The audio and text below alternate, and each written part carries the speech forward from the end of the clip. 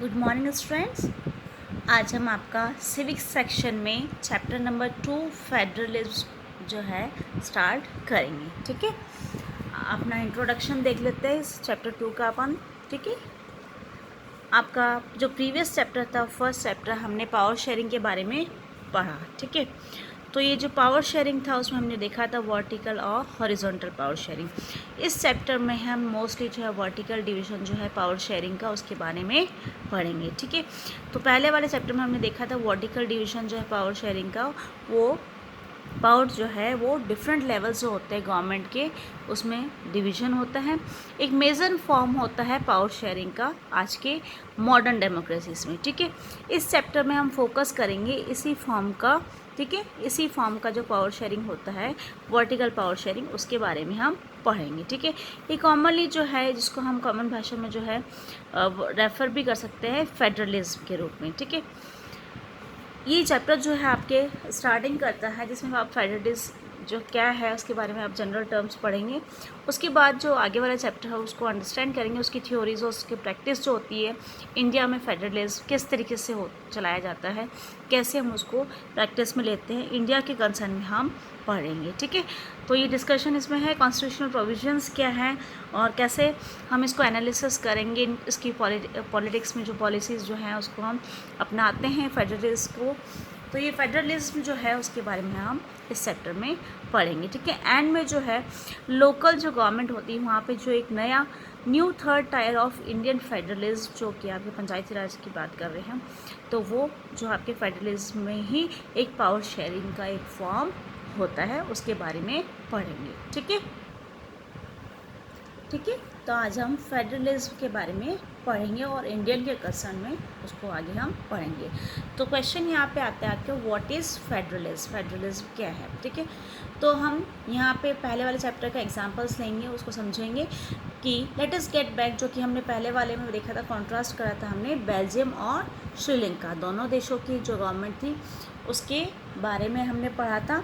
ठीक है, that we saw in the last chapter, हमने पढ़ा था बेल्जियम और श्रीलंका ने कैसे अपने वहाँ पे गवर्नमेंट के जो है डिविजन्स करे थे, पावर शेयरिंग किस तरीके से हुआ उसके बारे में पढ़ा। You would recall that one of the key changes made in the constitution of Belgium was to reduce the power of the central government. सबसे इंपॉर्टेंट विशेषता क्या थी बेल्जियम की, हमने पढ़ा था कि उन्होंने क्या करा कॉन्स्टिट्यूशन में चेंजेस करके कि बेल्जियम जो है उन्होंने अपनी जो सेंट्रल गवर्नमेंट है उसकी पावर को रिड्यूस करा, यानी कम कर दिया। कैसे कम किया? To give this powers to the regional governments, उन्होंने अपनी कुछ सेंट्रल गवर्नमेंट की जो पावर है वो वहाँ की जो रीजनल गवर्नमेंट है उनको दे दी। ठीक है, तो ये फॉर्म उन्होंने अपनाया पावर शेयरिंग का, सेंट्रल गवर्नमेंट की कुछ शक्तियाँ उन्होंने रीजनल गवर्नमेंट को दे दी। रीजनल जो गवर्नमेंट्स थी existed in Belgium even earlier, पहले भी थी वहाँ पे regional government. They had their roles and powers, उनके खुद के कुछ रोल्स और पावर्स थी, but all these powers were given to these governments and could be withdrawn by the central government. पहले जब दी गई थी, पहले से थी, लेकिन ये वापस कभी भी विड्रॉ कर सकते हैं, सेंट्रल गवर्नमेंट कभी भी वापस ले सकती थी। ठीक है, the changes that took place in 1993, लेकिन 1993 के बाद कुछ चेंजेस हुए, was that the regional governments were given constitutional powers that were no longer dependent on the central government. यानी 1993 के बाद ये जो पावर्स दी जाएंगी इनको, अब उनको जो है कॉन्स्टिट्यूशनल पावर्स के रूप में देखें तो उनको जो है वो डिपेंडेंट नहीं रहेंगी अब सेंट्रल गवर्नमेंट पे। ठीक है, तो अब ये अपने उनकी फ्रीडम थी कि वो फ्री हैं, वो उत्तरदायी नहीं है सेंट्रल गवर्नमेंट के प्रति। ठीक है, तो ये चेंजेस हुए वहाँ के पावर शेयरिंग में लेकर के बेल्जियम में। Thus Belgium shifted from a unitary to a federal form of government, यानी वहाँ पे फेडरल फॉर्म ऑफ गवर्नमेंट उन्होंने अपनाया, यूनिटरी को हटा करके। श्रीलंका के बारे में हम पढ़ेंगे अब। Sri Lanka continues to be for all practical purposes a unitary system where the national government has all the powers। यहाँ पे यूनिटरी गवर्नमेंट का सिस्टम उन्होंने अपनाया श्रीलंका में, जहाँ पे नेशनल जो गवर्नमेंट होती है उसके पास सारी पावर होती है। Tamil leaders want Sri Lanka to become a federal system, वहाँ पे हमने डिविजन्स देखे थे श्रीलंकन तमिल्स और इंडियन तमिल्स वगैरह के।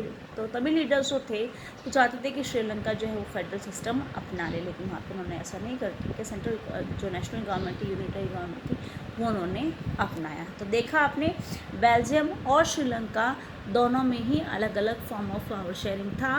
एक ने फेडरल सिस्टम अपनाया, एक यूनिटरी सिस्टम था। तो किस तरीके से चेंजेस आया ये हमने फर्स्ट चैप्टर में पढ़ा, यहाँ भी हम स्टार्टिंग से पढ़ रहे हैं, ठीक है।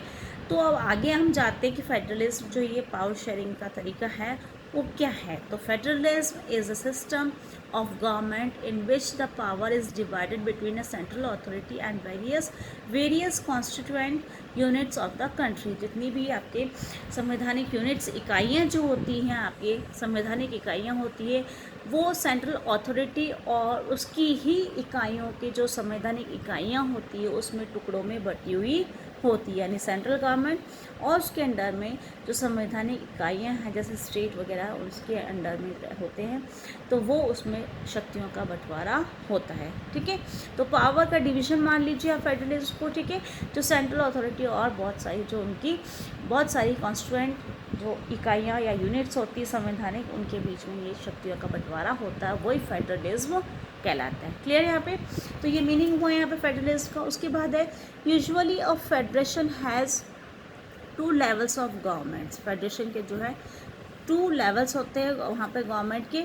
One is the government for the entire country, एक तो पूरे देश के लिए एक होगी गवर्नमेंट, ठीक है। That is usually responsible for a few subjects, जो कि ये गवर्नमेंट जो है पूरे कंट्री के लिए रेस्पॉन्सिबल है और जो है उनके जो रेस्पॉन्सिबल और किसके लिए होगी, कुछ सब्जेक्ट्स के लिए जो कि कॉमन होंगे नेशनल इंटरेस्ट के लिए, यानी राष्ट्र के हित में जो भी होंगे वो सब्जेक्ट्स वो उसके लिए रेस्पॉन्सिबल होगी पूरी एक गवर्नमेंट, जो कि होगी एंटायर कंट्री के लिए अवेलेबल होती है और वो रेस्पॉन्सिबल होगी कुछ सब्जेक्ट्स के लिए, कुछ विषय उसके लिए निर्धारित होते हैं, ठीक है। The others are the governments at the level of provinces or states that look after much of the day-to-day administering of the state। और कुछ जो उसके अंडर में जो आपके जो प्रोविंसेस होते हैं, जो स्टेट्स होते हैं, यानी राज्य स्तर पर जो विषय होते हैं वो स्टेट गवर्नमेंट के अंडर में आते हैं, ठीक है। Both these levels of the governments enjoy their power independent of the other, ठीक है। दोनों ही अपनी जगह स्वतंत्र होते हैं, यानी सेंट्रल गवर्नमेंट और स्टेट गवर्नमेंट दोनों ही स्वतंत्र रूप से अपना कार्य संभालते हैं। क्लियर यहाँ पे।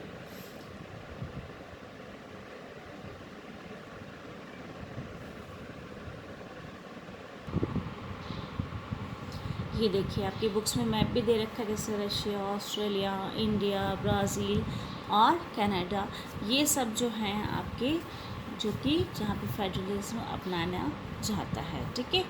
तो ये मैप में भी आपको देख, एग्ज़ाम्स में भी अगर आपको पूछा जाए तो आपके नेम्स आपको लर्न होने चाहिए जो इस कलर में है, रेडिश और ब्राउन कलर में, जो जैसे रशिया, इंडिया, ऑस्ट्रेलिया, ये सब आप इनके जो है ब्राउन कलर में आपको दिख रहे हैं, इनके आप नेम एग्ज़ाम में याद करके जा सकते हैं जहाँ पे फेडरल सिस्टम अपनाया है, ठीक। नेक्स्ट हम देखते हैं, in this sense federations are contrasted with unitary governments। Under the unitary system, either there is only one level of government or the subunits are subordinate to the central government। तो यानी federation से आपके वो contrast में देखिए अगर unitary governments में, तो इस यूनिटरी सिस्टम में जो है either there is only, unitary system में आपके एक लेवल ऑफ गवर्नमेंट होगा और द सब यूनिट्स होंगी उसके सबॉर्डिनेट उसके अंडर में, ठीक है। तो द सेंट्रल गवर्नमेंट के अंडर में वो सब यूनिट्स कुछ छोटी इकाइयाँ उसके अंडर में हो सकती हैं, यूनिटरी गवर्नमेंट की बात कर रही हैं हम, ठीक है। तो सेंट्रल गवर्नमेंट जो है कोई भी ऑर्डर जो है वो पास कर सकती है और द लोकल गवर्नमेंट, ठीक है। But in a federal system the central government can not order the state government to do something. लेकिन फेडरल गवर्नमेंट होता है वहाँ पे सेंट्रल गवर्नमेंट जो है वो ऑर्डर नहीं दे सकती। यूनिटरी गवर्नमेंट में हो सकता है, तो ये डिफ्रेंशिएट आप देख रहे हैं, यूनिटरी गवर्नमेंट में होता है, सेंट्रल गवर्नमेंट में ऐसा नहीं होता है, वो ऑर्डर नहीं दे सकती इस तरीके से। State government has the power of its own for which it is not transferable to the central government. वो खुद जो है अपनी पावर को यूटिलाइज़ कर सकते हैं और वो आंसरेबल नहीं है। फेडरल गवर्नमेंट की बात कर रहे हैं जो कि केंद्रीय सरकार, केंद्रीय गवर्नमेंट जो होती है उसके प्रति वो आंसरेबल या उत्तरदायी नहीं होती है, वो फ्रीडम होती है उस स्टेट गवर्नमेंट के पास, सेंट्रल गवर्नमेंट के लिए वो आंसरेबल नहीं है, ठीक है। Both these governments are separately answerable to the people. ये सेंट्रल गवर्नमेंट और स्टेट गवर्नमेंट दोनों किसके लिए आंसरेबल होंगी? आपके लोगों के, क्योंकि डेमोक्रेटिक उसमें फेडरलिज्म की बात हो रही है। डेमोक्रेसी में तो हमारे इंडिया के कंसर्न में हम देखें तो सेंट्रल गवर्नमेंट और स्टेट गवर्नमेंट दोनों ही आंसरेबल होंगी लोगों के प्रति। क्लियर? तो ये आपकी डिफरेंशिएट आपने देखा। अब हम पढ़ेंगे आगे आपके की फीचर्स, यानी कुछ मुख्य विशेषताएं हैं फेडरलिज्म की। पहला है देयर आर 2 और मोर लेवल्स और ट्रायर्स ऑफ गवर्नमेंट। 2 स्तर या 2 लेवल आपके गवर्नमेंट के होते हैं, ठीक है। Different tyres of government govern the same citizens. किसी भी स्तर पर देखिए, ऐसे नहीं कि सेंट्रल गवर्नमेंट पे अलग सिटीजन्स होंगे, स्टेट गवर्नमेंट नहीं, सेम है सिटीजन्स, ठीक है। But each tier has its own jurisdiction in specific matters of legislation, taxation and administration.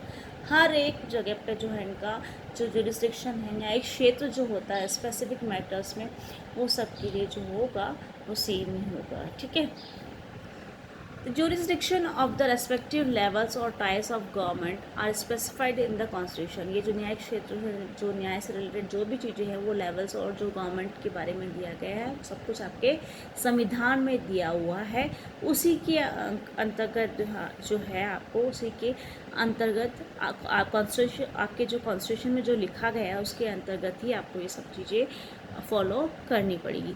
So the existence and the authority of each tyre of government is constitutionally guaranteed. यानी जो भी आपके संविधान में इस गवर्नमेंट के स्तर के बारे में, लेवल के बारे में आपको दिया गया है, वो संविधान में लिखा हुआ है। इसका मतलब ये सब चीज़ें उनको गारंटी जो है संविधान के द्वारा दी गई है न्यायिक क्षेत्र को लेकर के, ठीक है, कि उनकी क्या क्या फ्रीडम है, क्या क्या पावर्स है, वो सब कुछ आपके संविधान में मेंशन किया गया है। क्लियर है यहाँ पे?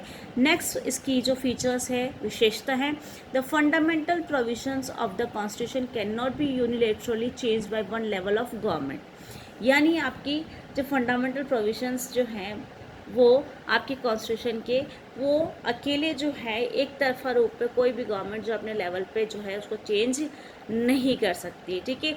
Such changes require the consent of the both the levels of government. जैसे आपको कॉन्स्टिट्यूशन से रिलेटेड कोई भी आपको चेंजेस करना है, अमेंडमेंट कुछ भी तरीके से चेंज लेकर के आना है, तो उसके लिए आपको अकेले सेंट्रल गवर्नमेंट नहीं है, बल्कि आपको जो दोनों लेवल है, सेंट्रल और स्टेट, दोनों ही लेवल की जो गवर्नमेंट्स उनको जो है आपको जो है सहमति से करना होगा।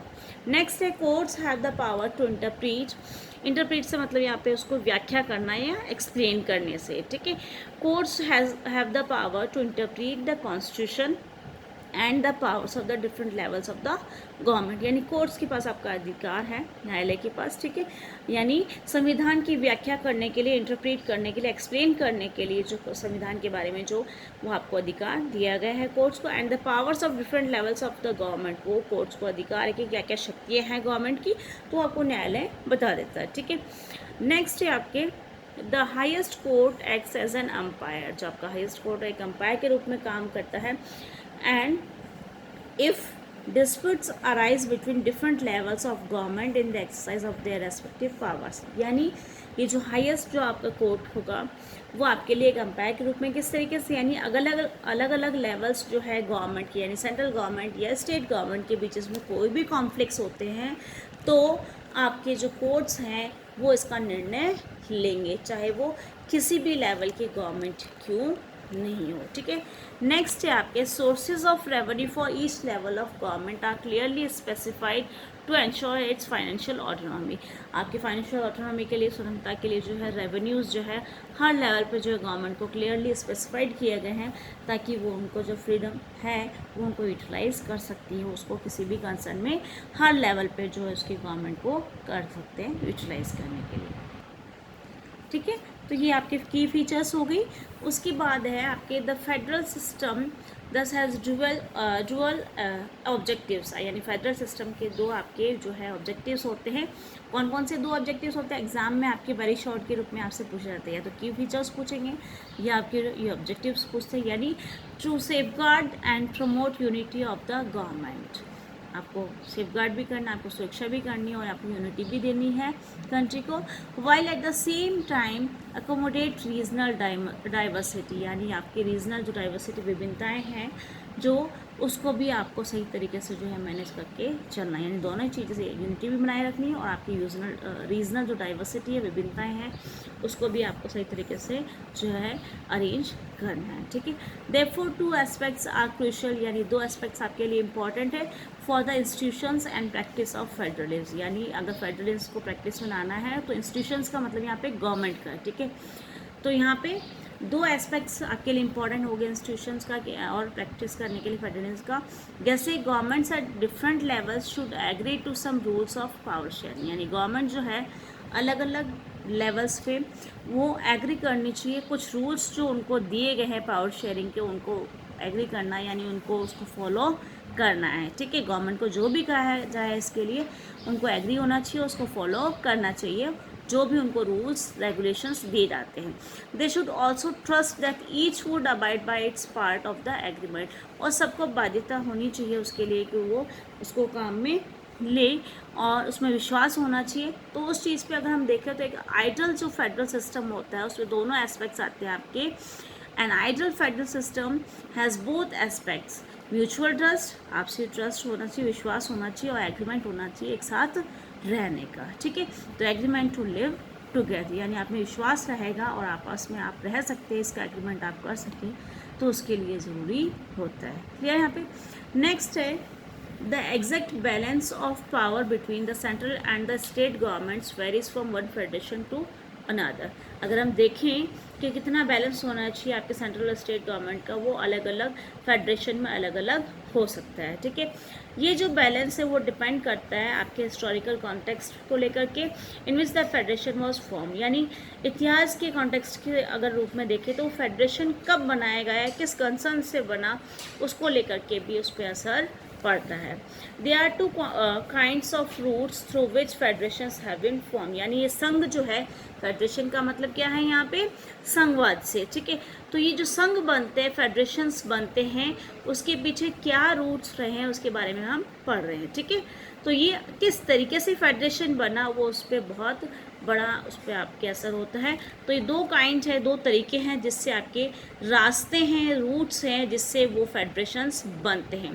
पहला हम पढ़ेंगे the first route involves independent states coming together on their own to form a bigger unit, यानी बहुत सारे जो स्टेट्स होते हैं, स्वतंत्र राज्य होते हैं जो एक साथ कमिंग टुगेदर यानी एक साथ आते हैं और on they own to form a bigger unit, और अपने आप से ही वो सब मिल करके एक बड़ी यूनिट, एक बड़ी इकाई बनाने के लिए वो इकट्ठे होते हैं। So that by pooling sovereignty and retaining identity they can increase their security, वो अपनी सुरक्षा बनाए रखने की, अपनी स्वतंत्रता को और अपनी आइडेंटिटी बनाए रखने के लिए वो सिक्योरिटी को इंक्रीज कर सकते हैं, they can increase their security, ठीक है। This type of coming together federation, यानी आपके जो इंडिपेंडेंट जो स्टेट्स हैं आपस में कमिंग टुगेदर यानी आपस में मिलकर के आते हैं और फॉर्म करते एक बड़ी इकाई, एक बिगर यूनिट बनाते हैं, उसको हम कहते हैं कमिंग टुगेदर फेडरेशन। एग्जाम में आपके डेफिनेटली ये क्वेश्चन आता है कि कमिंग टुगेदर फेडरेशन का एक एग्जाम्पल दीजिए, तो उसका एग्जाम्पल आप लिखेंगे एग्जाम में, आपके कंट्रीज़ के नेम पूछे जाते हैं, यूएसए, स्विट्ज़रलैंड एंड ऑस्ट्रेलिया, ये आपके एग्जाम्पल्स दिए गए हैं। वेरी शॉर्ट में आपके क्वेश्चंस पूछे जाते हैं। तो आपके टू फॉर्म ऑफ उसमें फेडरलिज्म के बारे में हमें अगर क्वेश्चन आता है तो भी आप कमिंग टुगेदर फेडरेशन और जो आपके होल्डिंग टुगेदर फॉर्म आपके होल्डिंग टुगेदर फेडरेशंस, दो तरीके हैं। तो पहला हमने पढ़ा कमिंग टुगेदर फेडरेशंस जिसमें यूएसए, स्विट्ज़रलैंड और ऑस्ट्रेलिया के बारे में आप एग्जांपल दे सकते हैं। In this first category of federations all the constituent states usually have equal power and are strong vis-a-vis the federal government, जैसे फेडरल गवर्नमेंट में होता है उसी तरीके सेम जो है सारे स्टेट्स जो होते हैं उनको इक्वल पावर यहाँ पे होती है। ये हो गया आपके coming together federation. Second route जो सेकंड तरीका है आपके फेडरलिज्म का वो है where a large country decides to divide its power between the constituent states and the national government, जैसे हमारे इंडिया में होता है कि आपके सेकंड तरीका है आपके फेडरलिज्म का कि एक बड़ा कंट्री जो लार्ज कंट्री है वो डिसाइड करता है अपनी शक्तियों को बंटवारा करने के लिए किस में, कॉन्स्टिट्यूएंट जो इकाइयाँ होती हैं जैसे राज्य होते हैं, संवैधानिक जो आपके राज्य होते हैं, और नेशनल गवर्नमेंट यानी एक नेशनल गवर्नमेंट और राज्यों के बीच में अपनी शक्तियों का बंटवारा करते हैं। इंडिया और स्पेन और बेल्जियम, जैसे हमने ऊपर पढ़ा होल्डिंग टुगेदर फेडरेशन, हमने पढ़ा था ऊपर आपके कमिंग टुगेदर फेडरेशन, ठीक है। नेक्स्ट नीचे हम पढ़ रहे हैं तो उसमें आपने देखा था यूएसए, स्विट्जरलैंड और ऑस्ट्रेलिया के कमिंग टुगेदर का एग्जाम्पल आपके, तो इसमें भी आपके एग्जाम्पल्स दिए गए होल्डिंग टुगेदर फेडरेशन, तो उसके भी एग्जाम्पल आपको एग्जाम में अगर पूछ लिया तो आप लिख सकते हैं इसके examples, India, Spain and Belgium इसके आपके जो हैं काइंड्स हैं जो जहाँ पे आपके ये होल्डिंग टुगेदर फेडरेशंस, और दोनों ही पूछ लिया तो दोनों के आपको याद करने होंगे, ठीक है। इस सेकंड कैटेगरी में जो सेंट्रल गवर्नमेंट जो है tends to be more powerful vis the states, आपके सेंट्रल गवर्नमेंट जो ज़्यादा पावरफुल होती है जैसे कि आपके स्टेट्स में है। Very often different constituent units of federations have unequal powers, some units are granted special powers, होता है कुछ जो कॉन्स्टिट्यूएंट इकाइयाँ होती हैं वहाँ पे जो है इनको अनइक्वल पावर भी हो सकती है, जैसे आपके कुछ जो यूनिट्स होती हैं वहाँ पे कुछ स्पेशल पावर्स भी दी जाती हैं, जैसे आपके जम्मू कश्मीर में था, इस तरीके से हम इसको लेते हैं। तो ये हो गया कि आपके कुछ राज्यों को अलग अधिकार भी दिए जाते हैं और सेंट्रल गवर्नमेंट और राज्य सरकार में जो है आपके स्टेट और सेंट्रल गवर्नमेंट दोनों में आप जो है शक्तियों का बंटवारा करते हैं। क्लियर। तो आज हमने पढ़ा फेडरलिज्म का मीनिंग, ठीक है। बेल्जियम और श्रीलंका में किस तरीके से था, फेडरलिज्म का मतलब क्या हुआ, क्या की फीचर्स है फेडरलिज्म के, और जो आपके काइंड्स हो गए ये फेडरलिज्म के दो तरीके से, और दोनों के हमने इसके अलग अलग जगहों पे किस तरीके से होता है उसके बारे में पढ़ा, ठीक है।